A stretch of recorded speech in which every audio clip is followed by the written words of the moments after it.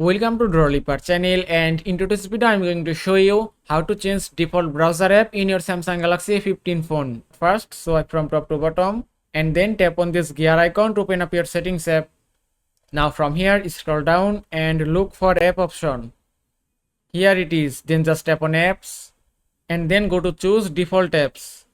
Now from here you can choose your default apps. Just go to browser app and from here you can change your default browser app. You can see there are two browser app in my phone. One is Google Chrome and another is Samsung Internet, and you can choose any option as you want. If you want to select Google Chrome, just select it and then go back, and it's changed successfully. Now in my phone default browser is Google Chrome. You can also change your default phone app or default SMS app from here.